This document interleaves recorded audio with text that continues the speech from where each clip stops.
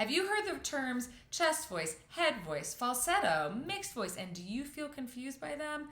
Man, do I understand why. In this video, I am talking about what is registration, why is it so confusing, and what are all of these different registers. So stay tuned to learn all about vocal registration and how to access all of those registers in your voice. Number one, what is registration?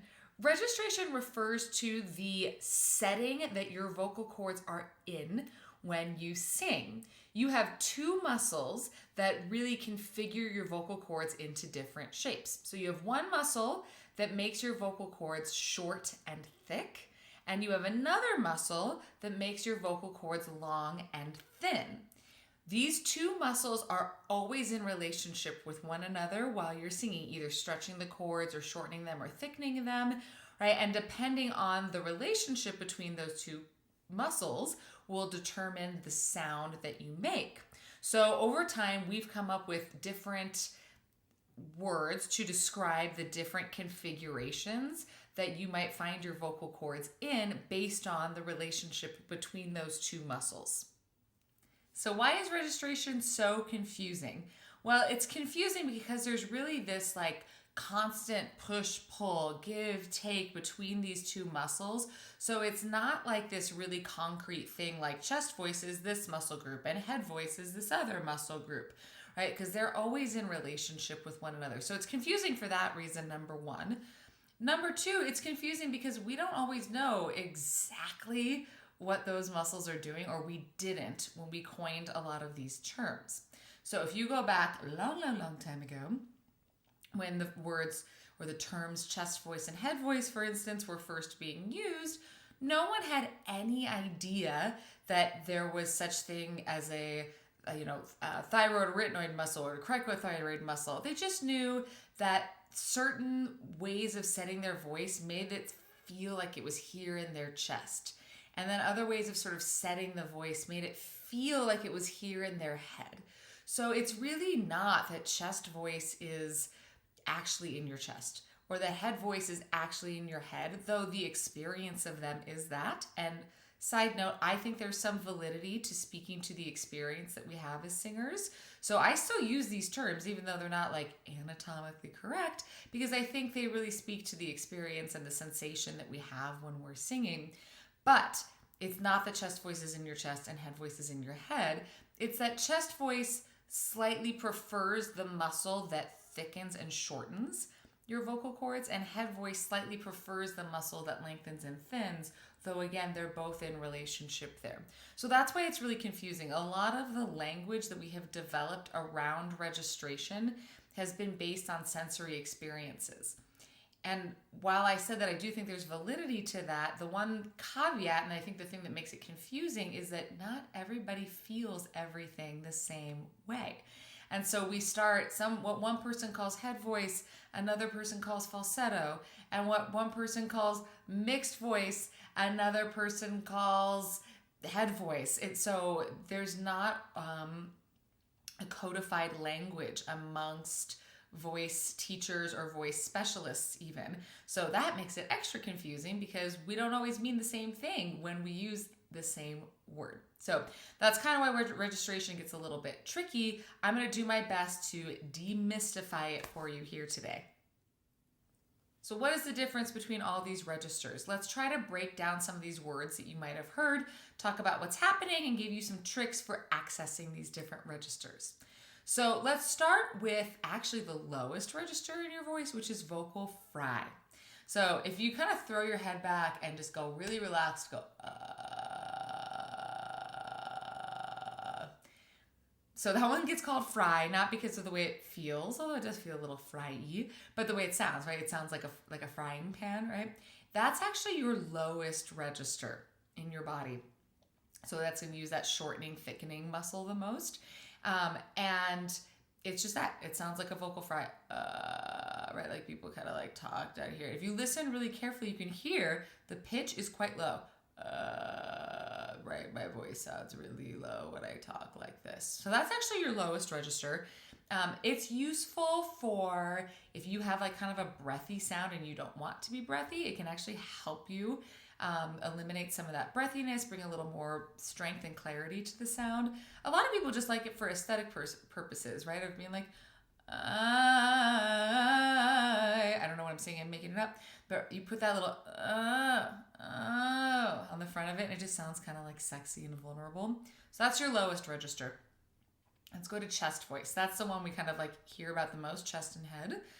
Most people, when we speak in what I would call like a chest voice position, right? So yell for a second, go, hey, over there, right? And you might notice like, yeah, it does kind of feel like the sound is coming from here. Hey, over there. Hey, over there. Again, sound's not coming from here, but it feels that way. And again, that muscle that makes your vocal cords short and fat is the one that's responsible for it. So chest voice is easier down low. Doesn't mean you can't take it high. It's just easier down low because that muscle group wants to be dominant. And so and it helps when you're on a lower pitch, right? If the vocal cords are short and thick, then they're going to like lower pitches, but that doesn't mean you can't take it higher. That's your chest voice. If you were to sing like you were talking, that's going to help get you into sort of a chest voice position also. So you might try going 1, 2, 3, 4, 5, right? And you do that. And then you go 1, 2, 3, 4, 5. Right now I'm in chest voice. So chest voice is basically speaking. So if you can sing like you're speaking, you're probably going to be in chest voice. And that's going to, again, use that thicker muscle, or the muscle that makes your vocal cords thicker. That's why it's a bigger, heavier sound. I'm not going to go in direct order here. I'm just going to go to the register that is the next most common, which is head voice. So this, I think, is where there's the most ambiguity, particularly between male voices and female voices. Some people, when referring to a male voice and they say head voice, what they mean is falsetto. And some people, when they say head voice, that's not what they mean. And women, I think head voice is a little bit more obvious. So all of us have a break in our voice as we go from lower to higher. Most women experience that break between what feels like chest voice and head voice.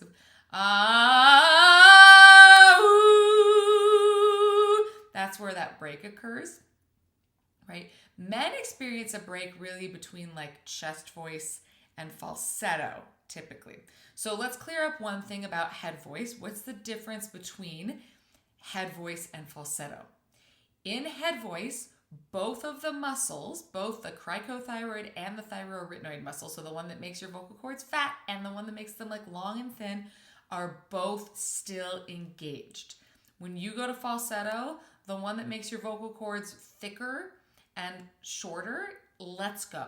So that's the difference. So head voice, there's still both muscle groups at play. Head voice is the only register, really, well, I guess whistle voice too, where the thicker muscle, the muscle that makes your vocal cords thicker, lets go entirely. Okay, so that's the main difference.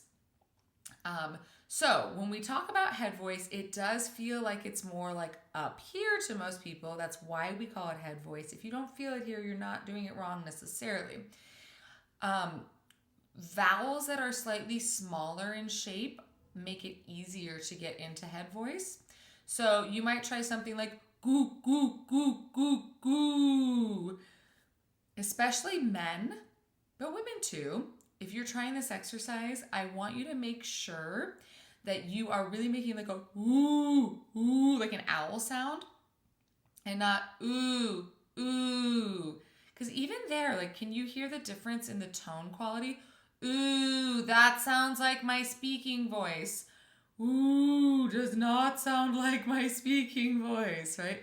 So you want to be here, ooh, rather than ooh. And hopefully that right there kind of shows you the difference between what most people refer to as chest voice versus head voice.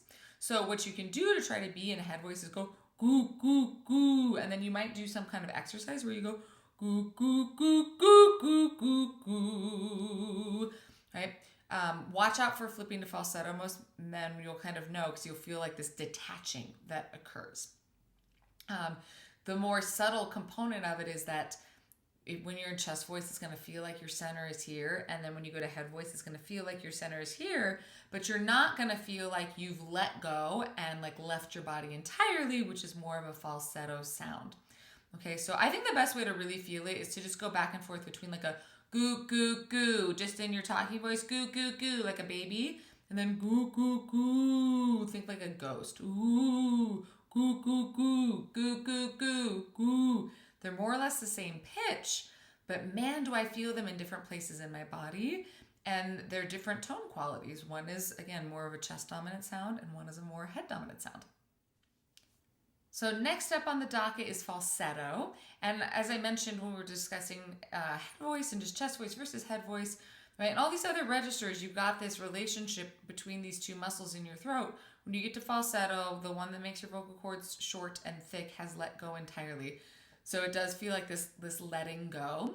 Women, you are going to experience this more easily in the lower part of your voice when you're trying to stay in head voice. That's when I find people kind of end up in falsetto weirdly.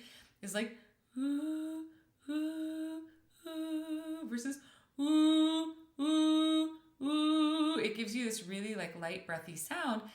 And if you can go back and forth between those two sounds of ooh and ooh, you'll feel that the lighter one feels like it's placed higher in your body than the heavier one, right? So women, it's a little more subtle, like ooh, ooh. I don't feel this like complete like shift that occurs, but I do feel the resonance move. Men, this is where you're gonna feel your big break of like ah, right? It kind of gets like really airy on you up there. So that's falsetto. Falsetto really likes small shapes. So if you're trying to do a falsetto sound, my suggestion to you is like keep your mouth shape really small. And eventually you might try to decide to make your falsetto a little bit clearer, especially men. But if you've never been in your falsetto and you're having a hard time finding it, I actually suggest like kind of blowing a lot of air through it at first. So like, woo, woo, woo. It's not pretty, but it's going to get you there. It's going to kind of help pop you out of your speaking voice and get you to that register where that other muscle has let go entirely. You're kind of blowing it apart with air. Again, that's not the ideal sound. That's not the finished sound, but I think it's a good way to help you find falsetto if you've never been there before. Okay, so mixed voice is probably the most confusing register of all because, as we've discussed, both muscle groups are involved in pretty much every register except for falsetto. So if that's the case, aren't we always in a mix? The answer is yes, you are. But I think when we talk about mixed voice, it feels like such a perfect combo of chest and head for most people that it feels like a true mix. So that's where that comes from, but it is the most ambiguous, right? I think for women, it shows up from about a middle C to the G or A above that, where again, we often feel like we're kind of in like a falsetto-y sound of ooh, ooh. Or if we want more power, we can go oh, right? We don't know how to go oh, oh, ooh, where there's kind of a little bit of both in there. So I would argue that sound, that last sound I just made, ooh, I would still call that like head voice, truthfully, but it's like a strong head voice, right? That I definitely feel that there is some chest in it. So that's where that comes from. If you're struggling with this is one of the hardest registers to learn. So I'm not going to give you really a lot of exercises to do with it right now. It's a whole thing on its own. But what you could think about is pick a head voice vowel like ooh, and then think a little more chest in it of ooh, ooh, or put a little glottal onset on the front of it. Ooh. So instead of ooh, you get ooh. Right, that's where you get that more mixy quality. In the male voice, I think when people say mixed voice, what they mean is actually what I referred to previously as head voice. That's why it's so freaking confusing. It's that thing of like you're up higher and it's a lighter sound, but you've not gone to falsetto, right? That's what most people would refer to as like mixed voice in men, or some people would refer to as head voice. They're the same thing. I'm sorry, it's so confusing, you guys. Hopefully this is all sort of making sense, and it depends on men versus women also. The language sometimes gets a little bit different. But just know mixed is generally what I would say is not that, it's not speech. It's not like you're in your speech zone anymore. So it's not chest voice. It's not ooh. It does feel like it's more up here, but it's really full sounding and grounded sounding and not really light and airy sounding. I hope that helps. All right, now the last register I want to talk about is something that I personally refer to as middle voice, not to be confused with mixed voice. So the reason I call this register middle voice is because we have chest voice and it feels like it's in our chest. We have head voice and it feels like it's in our head. So middle voice feels like it's here.